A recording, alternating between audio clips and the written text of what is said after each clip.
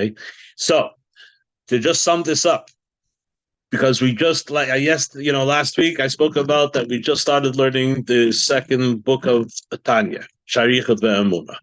We just finished the 53 chapters of the first book of Tanya just a couple of weeks ago, right?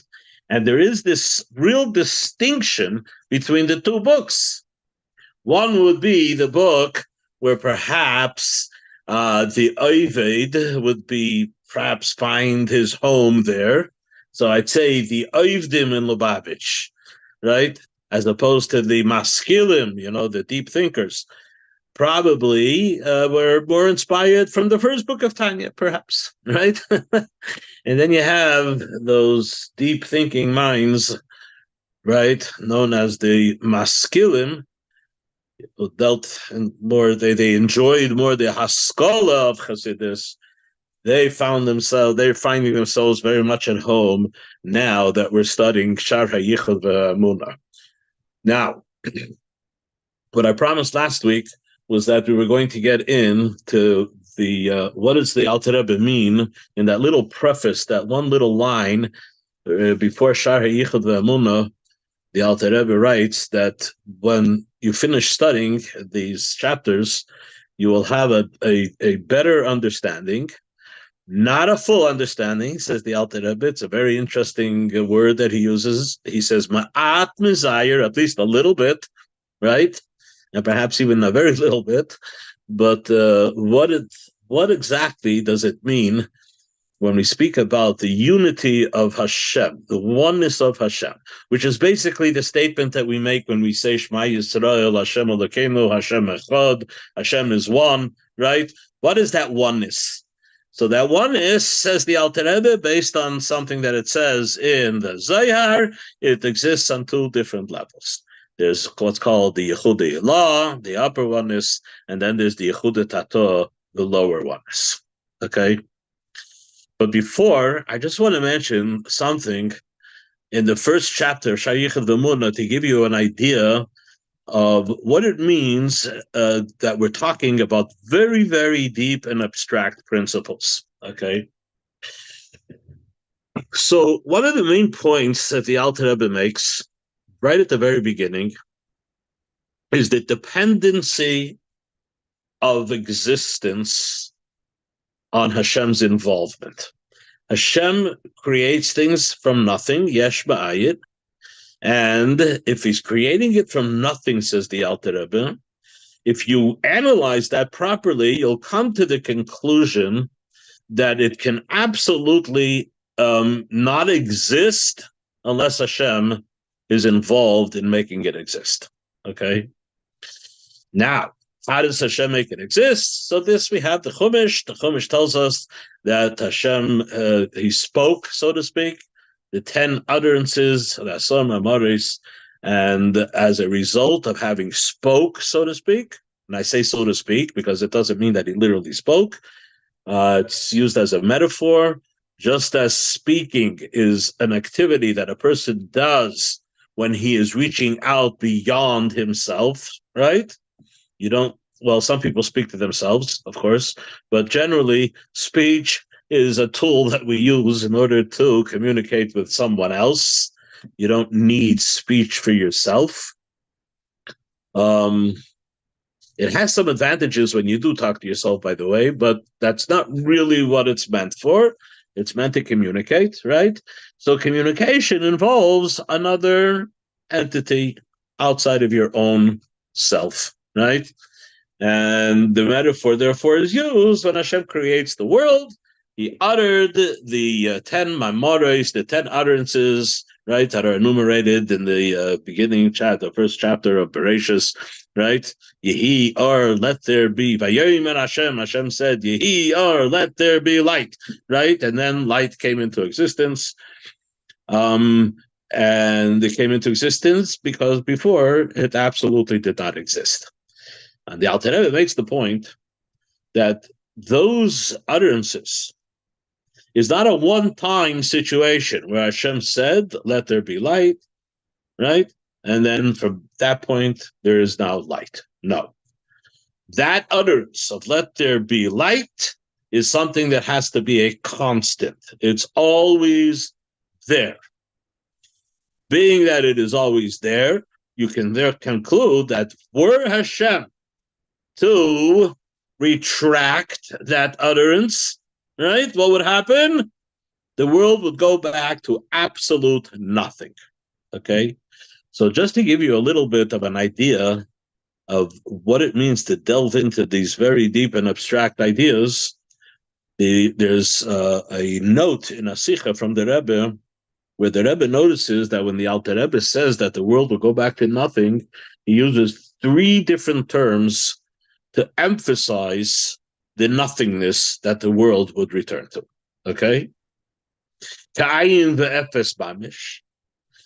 K'meisheshes yemei breishis. What are the, oh boy, I forget what they are. There are three different ways. It'll go up to absolute nothing, like before Sheshes Yemei Breishis, to a state as if it never even existed. Okay? Like it was before it even existed. The Rebbe says that the Alter Rebbe is alluding to three different levels of nothing. Okay, everybody? You ready?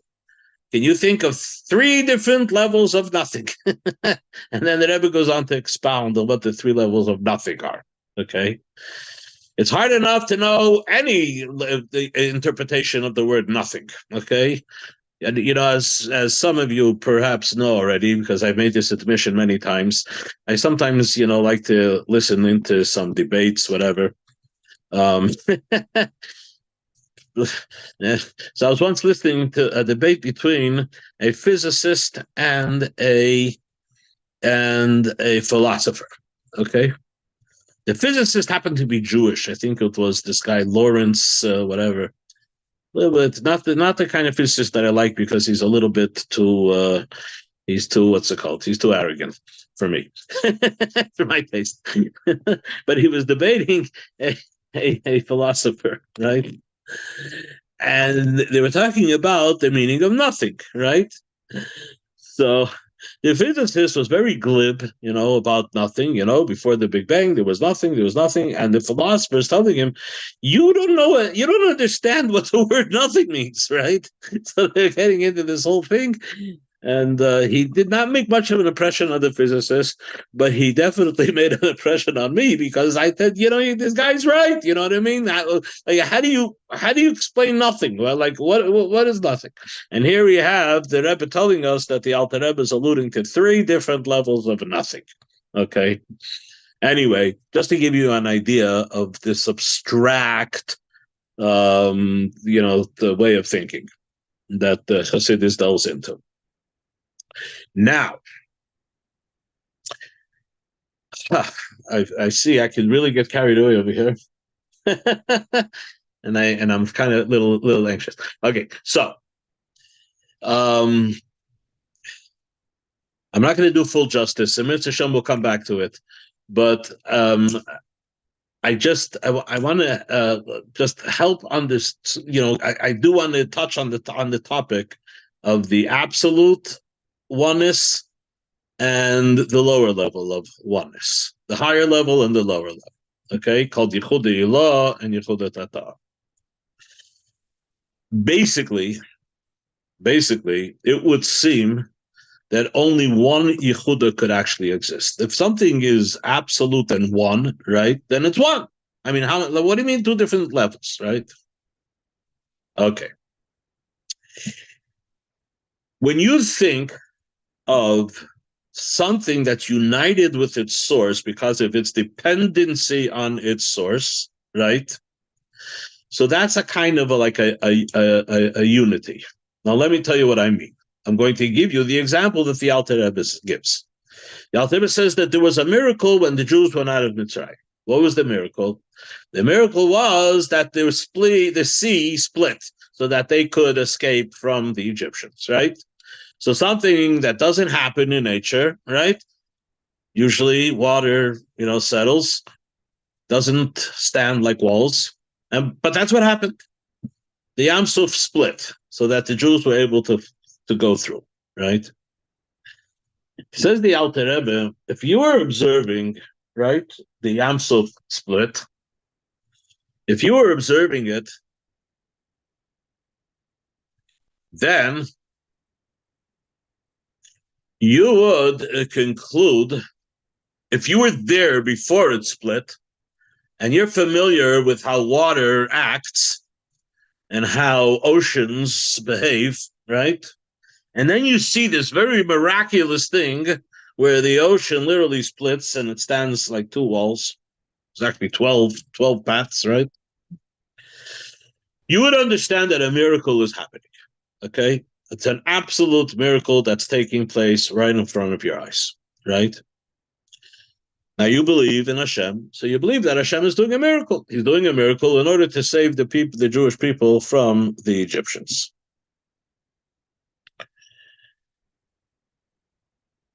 While you're making this observation, you are aware that a miracle is taking place, and not that a miracle took place, but rather, not in the past, but rather in the present, the miracle is taking place. Imagine you're walking through, right? And you're very thankful to Hashem. Are you thanking Hashem for splitting the sea, or are you thanking Hashem for keeping the sea split until you get to the other side? I think the answer is the second, right? Because you know how the oceans behave, right? And now it's behaving in a way that's completely counter to all observations that have been made, right, throughout history. It's a well-established physical fact that that's how water behaves. It doesn't stand up, right? So when you're watching this unfold in front of your eyes, you're thinking Hashem is making a miracle, and he's continuously making that miracle until he stops making the miracle. When he stops making the miracle, what do you expect to happen? And what indeed did happen? The water goes back to its original state. And therefore the Mitzrim, who happened to have been the Yidden, Baruch Hashem, made it to the other side.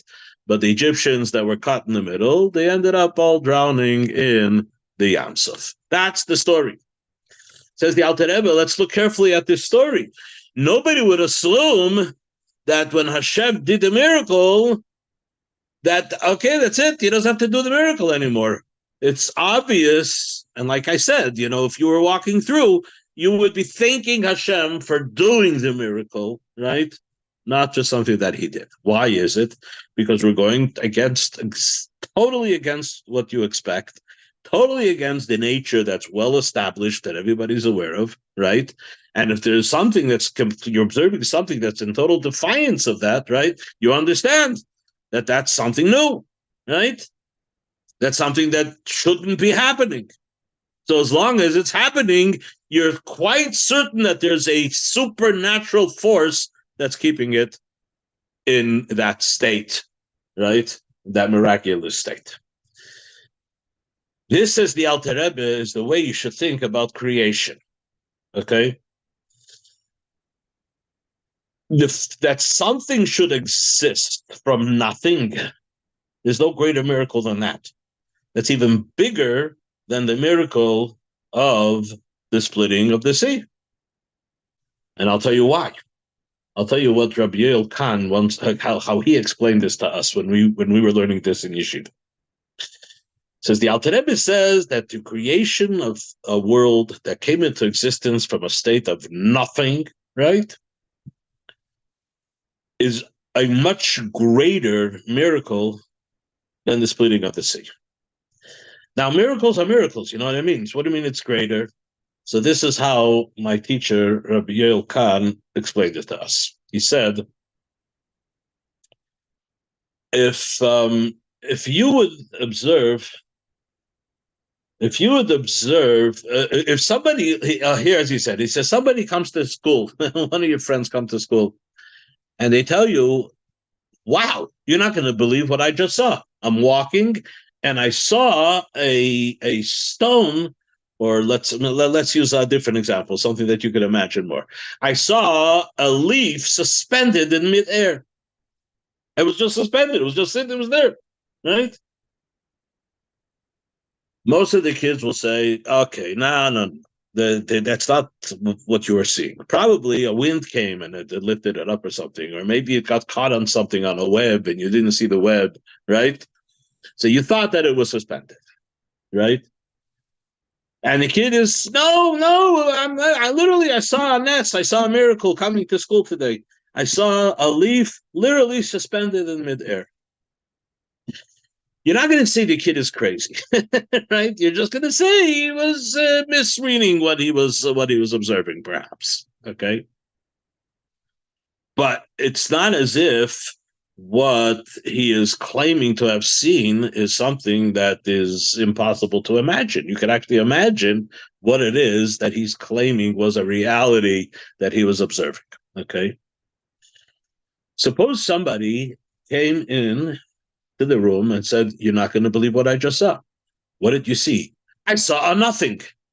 "What do you mean you saw nothing?" I saw a nothing. I saw a nothing. Right? So now you're going to tell them, okay, go back to sleep. You got up on the wrong side of your bed. You say, it's the way Rabbi said, he said, the first kid, you can call him a liar. He said, the second kid who comes in and says he saw nothing, he said, you're not going to call him a liar. You're going to call him a Bamshugadah. Right? This is how he told it us. Why? Because the notion of nothing is not something that you could see or you can imagine even. You can't even imagine, right? Like this very frustrated philosopher was trying to explain to the physicist. So that being the case, is the Alter Rebbe, so the notion that something should come into existence from a state which previously was nothing is such a greater concept than the ocean standing up like a wall. So if it's so clear to you that a standing wall of water, right, is a miracle that needs the force to keep it in that state, in defiance of what's the expected, rules of nature, then how much more so for a world to exist, right, from a state of nothing? Obviously, says the Alter Rebbe, you need a force to keep it. What's keeping it in existence? It doesn't have its own right to existence, because then it would have existed before too. Something made it come into existence. Whatever made it come into existence is absolutely 100%, is 100%, it is totally dependent. So this is what I'm going to do. I'm going to let you ponder that for the week. And with Hashem, I think, Chaim, I'm going to let you take over now. Like I said, I'm 3 hours away from home and had a hard morning. Started at 3:00 this morning. Okay. So I'm going to let you ponder that. This is the point that the Alter Rebbe says, and the idea is that if Hashem created the world and He created it from nothing, then guess what? The logical conclusion has to be that Hashem is involved in it existing, because if He wasn't, it has no right of its own to exist, right? So it just would stop existing. The very notion that something exists is because Hashem is involved in it and making it exist. Okay? So you have something to ponder. We didn't get yet to the higher unity and the lower unity, but that, Eretz Hashem, I'm going to leave for another time. Okay? So Chaim, I'm going to get on the road now, and I'm going to leave the rest up to you. You can continue the discussion on nothingness, okay? And delve into the various different levels of nothingness. Okay, so good Shabbos, everyone. Good Shabbos, everybody. Thank you. Good Shabbos, so thank you. Yes, of course. Shabbos, good Shabbos, right?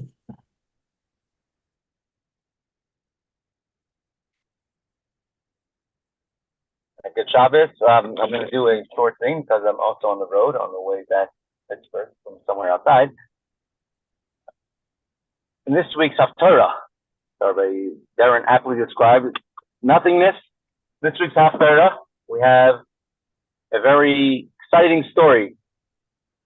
When the Jewish people first entered Eretz Yisrael, Yeshua sent 2 spies. He sent them to the city of Yericho in order to find out how to conquer, best way to conquer the city of Yericho. Now, there's a lot of differences between the spies in this week's parsha that Moshe sent and the spies that Yeshua sent. Moshe Rabbeinu sent 12 spies, Yeshua sent 2 spies. Moshe Rabbeinu sent the spies to go through the entire land of Israel, from top to bottom. It took them 40 days. Yeshua sent the spies to one city called Yericho. Moshe Rabbeinu was not commanded by Hashem to do it, to send spies to Eretz Yisrael. Yeshua was commanded by Hashem to do it. Well, because surely Yeshua, being one of the spies which Moshe Rabbeinu sent, wouldn't do something so foolish that he knows could have dire consequences of sending spies to Eretz Yisrael again, unless he was commanded directly by Hashem. So there's a lot of differences between the 2 spies which Moshe sent and Yeshua sent. The underlying difference between Moshe and Yeshua is Moshe was a supreme tzaddik. Yeshua, he was considered, in comparison to Moshe, Moshe was like the sun, Yeshua was like the moon. In comparison to Moshe Rabbeinu, Yeshua was on a much more lower, approachable level and stratum than Moshe Rabbeinu himself was. In spiritual terms, Yericho comes from the word reach, scent, smell. Reach, a smell, a scent, is something very non-tangible. In halacha, if you have a bad smell, you can't daven there, but you have to walk outside of the bad smell, and then you can daven. But if there's a smell which has a source to it, for example, it's a dog do or something like that, and that smells, you have to go 4 amas away from the end of the smell, not just from outside of the smell, and you cannot see it anymore. And smell is something spiritual, and the Neshama lives off of smell. When it comes Motzei Shabbat, when Sabbath is over by Havdalah, we smell sweet, smelling good smells in order to make our Neshama to do this for losing its extra soul on Sabbath. When someone faints, you give them strong smelling salt. It's the scent of the Neshama. It's a food for the soul, called the Reicha, which is directly connected to Levushim, garments. Moshe Rabbeinu was tzaddik. He was connected to a higher level of serving Hashem, called Ava V'Yira, love and fear of Hashem. Love and fear are emotions. In Eretz Yisrael, you had 7 nations corresponding to the 7 emotions of the heart: kindness, power, etc., chesed, word, tiferes, all the way through Malchus. Moshe Rabbeinu, he thought and he wanted that every Jew should be on his level, and therefore he sent spies from every tribe to go to the entire land of Eretz Yisrael. All 7 nations, all emotions of the heart must be elevated. Yeshua, to say more approachable and practical, Yeshua, he sent spies to just one city, to Yericho. Yericho was the entrance, was a fortress to enter Eretz Yisrael from. It had representatives of all the nations, of the 7 nations of Eretz Yisrael in there. They used to pay tribute to Yericho to protect them. Yeshua sent 2 spies to Yericho. Yericho corresponds to your garments. Garments of the soul are Hatzvi-Bais, thought, speech, and action. On a person's emotions, feelings, you can't always be in charge. Things come up, and in order to really control yourself and how you feel, you have to be a big tzaddik, have help from Hashem, like Moshe Rabbeinu. Yeshua, when the Jews are coming into Eretz Yisrael, he was sending them with another mission. Check out Yericho, the scent, the garment, the Mashiach will be able to smell, to judge based off smell and scent. And it says in the Zohar, I could tell from the scent of your garments that you did a big mitzvah. The garments is how we express ourselves to others, or express ourselves generally. Thought, speech, and action. A person can always be in control of what they do. Can always be in control of what you say. And what you think, you can also control what you think about. Your thoughts are always moving. They never rest as long as you're alive. But you could choose what you think about and what not to think about. But excitement, fear, these things are not something that you could be in control of as easily. It takes much more effort. Yeshua sent to the key, to the manual, the key of Eretz Yisrael. He sent spies. The key of our heart is a way, machshava, divrei, ma'aseh, thought, speech, and action. Just by controlling that and being in charge of that, that is in everybody's hands to do. And Yeshua, therefore, was told by Hashem, tell every Jew that this is something that you must do. And it calls them a secret spies. Now, I don't know about you, but last time I saw a spy, they didn't have a sign up in front saying, I'm a spy. There's a anecdote that said that in the 1970s, when many Russian Jews left Russia and came to Israel, so the Russian government, the KGB, decided that it's a good opportunity to send a few sleeper spies together with all the immigrants coming to Israel, and they'll blend in. And once he's settled inside of Israel, then they'll start giving him covert missions to do. His name was Goldstein, and they sent him together with all of the hundreds of thousands of other Jews who were leaving USSR, going to Israel. And when they come to Israel, it goes by a year or two, and finally they decide it's time to give him his first task. So they send their point man, a contact man, to contact Goldstein. And he goes to the building, not sure exactly where in the building it is. He rings the bell of one of the apartments, and he says, hi, I'm looking for Goldstein. He said, which Goldstein? Goldstein the builder or Goldstein the spy? It's not so common that a spy goes around advertising who they are and what they are. So why does the Navi have to say that Yeshua sent Meragle Cheresh, secret spies? So the word Cheresh, secret, has several meanings. Cheresh means clay, something that you could form. Cheresh means someone who can't hear. Cheresh also means to plow. All three of these meanings have a connection to what the mission of these spies were. Cheresh, to plow, to work on yourself, do the things that are in your control. Cheresh, someone who's deaf. Someone who's deaf just can't hear what's going on around them. So too, your machshava, divrei, ma'aseh, thought, speech, and action, you make it deaf to everything else around you and be in control of them, not be affected by the outside. Cheres, pottery, something that you could form, it's something you have the ability to work with. Something that you can change. So he sent these spies to Yericha, to the Eretz Yisrael, as a message to every single person, every Jew, and every generation, that these three things, machshava, divrei, ma'aseh, thought, speech, and action, are in the hands and the ability, and are given the power to do. And Hashem gave us the command and ability to be in charge of machshava, our thoughts, our speeches, and our what we say, and our action. So the chassid is someone who speaks little, thinks a lot, and does even more. So to be in control of machshava, our thought, our speech, and our action, we have the two spies this week's Haftarah who did their mission and were successful, as opposed to previously in the Torah, where Moshe Rabbeinu sent the spies.